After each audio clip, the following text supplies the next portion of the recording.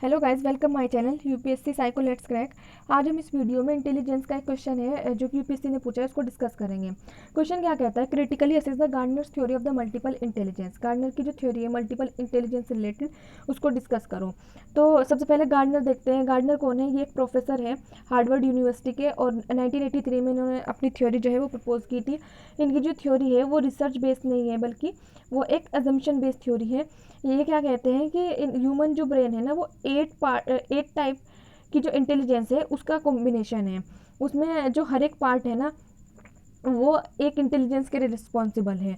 और वे सब 8 पार्ट जो हैं वे किसी भी तरीके से एक दूसरे से क्या है, रिलेटेड नहीं है। वे सब जो है एक दूसरे से अलग हैं। ठीक है। और फिर उसके बाद में नेक्स्ट क्या इसकी इनकी जो थ्योरी है उसको बहुत सारे जो रिसर्चर हैं वो क्या कहते हैं, वो उससे एग्री नहीं होते, बल्कि उसको क्रिटिसाइज करते हैं। ठीक है। तो इनकी थ्योरी बहुत ज़्यादा फेमस थ्योरी है। कहाँ पे यूज़ की जाती है? जनरली ये एजुकेशन में यूज़ की जाती है। ठीक है। लेकिन दो चीज़ें हैं जो इनकी थ्योरी को सपोर्ट करती हैं। एक तो एक है एक्सीडेंटल सपोर्ट।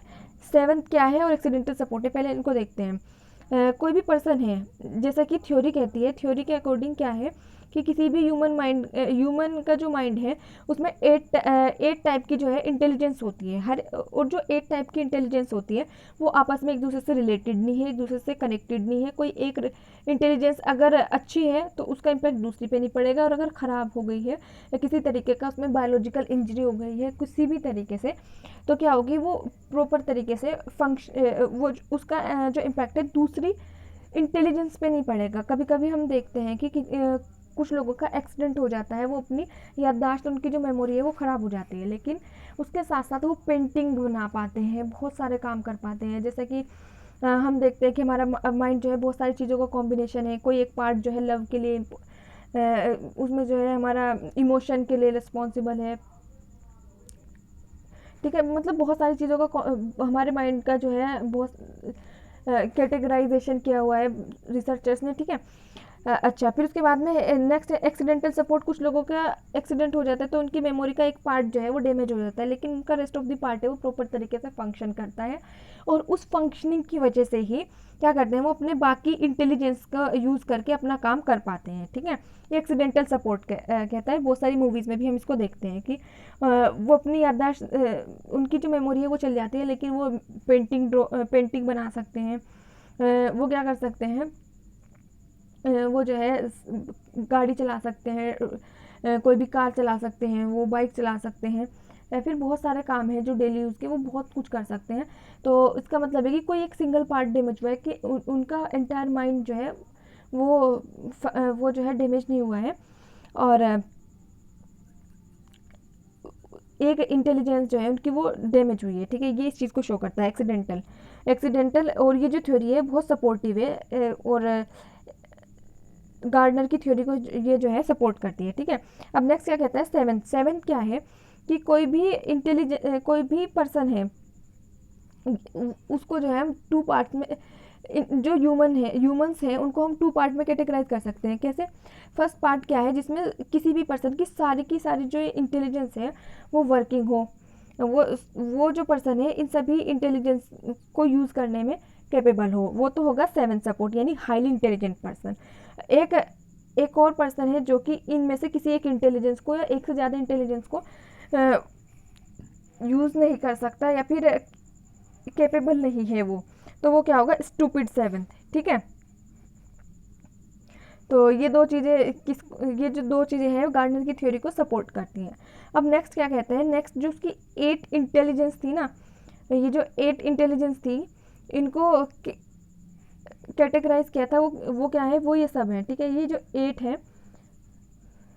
ये गार्डनर्स की 8 इंटेलिजेंस हैं। गार्डनर के थ्रू जो प्रपोज की गई 8 इंटेलिजेंस हैं ह्यूमन माइंड की, वो ये सब है। ठीक है। अब इनको डिस्कस करते हैं। ये क्या कहता है, कोई भी पर्सन है उसकी जो लिंग्विस्टिक इंटेलिजेंस है ना, वो उसको किसी एक पर्टिकुलर फील्ड में कैपेबल बना सकते हैं। जैसे कि हम देखते हैं कि कुछ लोग जो हैं बहुत अच्छे पोएम राइट कर सकते हैं, कुछ लोग जो होते हैं बहुत अच्छे एडिटर होते हैं, बहुत अच्छी स्टोरीज लिखते हैं, बहुत जो कुछ लोग होते हैं जो बहुत अच्छी लैंग्वेज जो है स्पोक करते हैं, बोलते हैं, ठीक है। स्पोकन जो लैंग्वेज है उनकी वो बहुत अच्छी होती है। तो इस तरीके से कुछ लोग बोलने में, कुछ लोग लिखने में, किसी लैंग्वेज के बारे में ये उनके पास बहुत अच्छी इन्फॉर्मेशन होती है। ये सब जो है किस कैटेगरी में लाई करता है, किस इंटेलिजेंस में लाई करता है, लिंग्विस्टिक वर्बल इंटेलिजेंस में लाई करता है। नेक्स्ट ये कहता है लॉजिकल मैथमेटिकल इंटेलिजेंस। कुछ जो स्टूडेंट्स होते हैं वो मैथ्स में बहुत अच्छे होते हैं, उनकी जो लॉजिक बनाने की जो कैपेबिलिटी होती है वो बहुत अच्छी होती है, फिर इन फ्यूचर बहुत अच्छे इंजीनियर बन सकते हैं, बहुत अच्छे साइंटिस्ट बन सकते हैं, ठीक है। फिर उसके बाद में स्पेशल इंटेलिजेंस। स्पेशल इंटेलिजेंस होता है कोई भी जो पेंटर होता है, कोई भी जो आर्टिस्ट होता है, अगर कोई वो पेंटिंग करता है तो वो क्या करता है, उस इमेज को पहले लेट सपोज उसको 3D इमेज बनानी है, उस 3D इमेज को पहले अपने माइंड में ड्रॉ करेगा, फिर उस 3D इमेज को वो उसके बाद ही पेपर पेन का यूज़ करके बनाएगा। पहले उसको जो है अपने माइंड में ड्रॉ करनी पड़ती है, उसको सोचनी पड़ती है 3D में उसको। और एक और एग्जांपल इसका, जैसे कि कुछ आर्किटेक्चर होते हैं जो कि एक छोटे से प्लॉट को देख करके उसमें हर एक चीज़ प्लेस कर देते हैं, बेडरूम कहाँ पर होगा, किचन कहाँ पर होगा, टॉयलेट बाथरूम कहाँ पर होगा, बरामदा कहाँ पर होगा, उसमें हर एक चीज़ छोटे से प्लॉट में भी हर एक चीज़ को इमेजिन कर लेते हैं वो। तो वो कैसे इमेजिन करते हैं, वो उसको 3D में सोचते हैं। तो यही कहलाती है स्पेशल इंटेलिजेंस। स्पेशल इंटेलिजेंस मतलब कि किसी भी एक पर्टिकुलर प्लेस के बारे में जो है सोचना, उसके रिलेटेड जो इंटेलिजेंस है उसको कहते हैं स्पेशल इंटेलिजेंस। नेक्स्ट क्या कहता है बॉडीली काइनेस्थेटिक। बॉडीली काइनेस्थेटिक मतलब बॉडी का मूवमेंट। बॉडी का मूवमेंट बहुत जगह होता है, जैसे कि कुछ पायलट जो होते हैं वो भी बॉडी का मूवमेंट करते हैं, जो ड्राइवर होते हैं वो भी बॉडी का मूवमेंट करते हैं, अपने हैंड की वजह से ही जो स्टीयरिंग है उसको वो मूव कराते हैं, ठीक है। और क्या होता है, जैसा कि कुछ सर्जन है वो कितना कहाँ कट करना है वो बिल्कुल एक प्रॉपर तरीके से अपने हैंड का जो कंट्रोल है उनको सही तरीके से वो यूज़ करते हैं, ना कहीं पर ज़्यादा कट होना चाहिए ना कम। तो एक प्रॉपर वे में वो जो है अपने हैंड को जो है यूज़ करते हैं वहाँ पर। तो ये हो गया बॉडीली काइनेस्थेटिक। नेक्स्ट है म्यूजिकल इंटेलिजेंस। म्यूजिकल इंटेलिजेंस वो होते हैं जहाँ पर जो जैसे कि कुछ लोग होते हैं जो बहुत अच्छा म्यूज़िक कंपोज करते हैं, जैसे कि AR रहमान हो गए। फिर उसके बाद में नेक्स्ट है इंट्रापर्सनल स्किल। इंट्रापर्सनल स्किल वो होते हैं, sorry interpersonal skill. Interpersonal skill वो होती है जहाँ पर हम दूसरों के फेशियल एक्सप्रेशन के थ्रू हम उनके माइंड में क्या चल रहा है उसको एनालाइज करते हैं। ये सब जो चीज़ें हैं ना वो बहुत ज़्यादा हेल्पफुल होते हैं कुछ फील्ड्स में, जैसे कि साइकेट्रिस्ट हो गया, वो लोगों के बिहेवियर, उनके थॉट प्रोसेस को अंडरस्टैंड करने की कोशिश करते हैं। टीचर जो है अंडरस्टैंड करने की कोशिश करते हैं कि बच्चे के माइंड में क्या चल रहा है, उसको जो पढ़ाया हुआ है वो समझ में आ रहा है कि नहीं आ रहा है, उसका रिस्पॉन्स क्या है, वो मेंटली प्रेजेंट है या नहीं, वो जो है वो प्रॉपर तरीके से लिसन कर रहा है या नहीं, या फिर वो स्लीपिंग मोड में तो नहीं है। ये सारी चीज़ें क्या है, इंटरपर्सनल, एक ऑब्जर्वर, बहुत अच्छे ऑब्जर्वर होते हैं वो, ठीक है। और नेक्स्ट क्या है इंट्रापर्सनल इंटेलिजेंस। इंट्रापर्सनल इंटेलिजेंस मतलब जो अपनी फीलिंग्स को, जो अपने आप को एनालाइज करते हैं, उनके वो जो है अपने पोटेंशियल, अपनी वीकनेस, अपने लाइक एग्रेशन, उन सबको वो नोटिस कर लेते हैं, ठीक है। और उनको पर जो है उनका बहुत अच्छा कंट्रोल होता है, ठीक है। फिर नेक्स्ट है नेचुरलिस्ट। नेचुरलिस्ट क्या होते हैं, नेचुरलिस्ट मतलब जो भी सीज़न, जो भी मौसम है उसके रिगार्डिंग जो भी प्रिडिक्शन है वो कर लेते हैं, जैसे कि आज ठंड है या नहीं, आज ठंड होगी या नहीं, तो उस हिसाब से वो जो है स्वेटर पहनते हैं, या फिर हल्का गर्मी में जो है बहुत अच्छे कॉटन के जो लाइट कपड़े पहनते हैं, ठीक है। तो वो एक मौसम का प्रिडिक्शन करते हैं। या फिर जैसा कि जो किसान हैं वो जो कीटनाशक है अपने खेत में तभी डालते हैं जब बारिश ना आने वाली हो, अदरवाइज़ उनके जो कीटनाशक डालना है वो वेस्ट हो जाएगा, ठीक है। वो भी नेचुरल प्रिडिक्शन में ही आता है।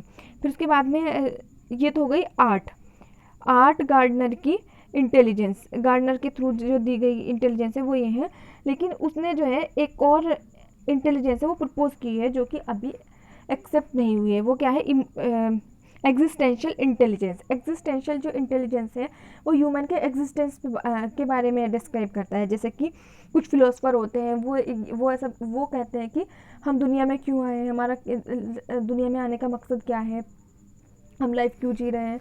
तो जैसे कि बुद्धा हो गए, हर एक चीज़ के बारे में जो है अच्छे से डिस्क्राइब करते हैं। जैसे कि साधु संत हो गए, वो लाइफ की फ़िलॉसफी के बारे में डिस्क्राइब करते हैं, जो तो उस पर्टिकुलर थिंग के लिए उनके माइंड का कौन सा पार्ट रिस्पॉन्सिबल है, उसको बोलते हैं एक्सिस्टेंशियल इंटेलिजेंस। ठीक है, फिर नेक्स्ट चलते हैं। ये तो वही है, इन्हें एक पिक्चोरिकल फॉर्म दी है, जैसे कि पीपल स्मार्ट, जैसे कि दो लोगों को फ्रेंडशिप करनी है तो वो एक दूसरे को क्या करते हैं, इंटरपर्सनल इंटेलिजेंस वहाँ पे अप्लाई करते हैं। फिर उसके बाद में बॉडी स्मार्ट, जैसा कि कुछ लोग बहुत अच्छे बहुत लंबी रेस में दौड़ सकते हैं, तो उनकी क्या है, उनकी बॉडीली काइनेस्थेटिक इंटेलिजेंस बहुत ज़्यादा हाई है।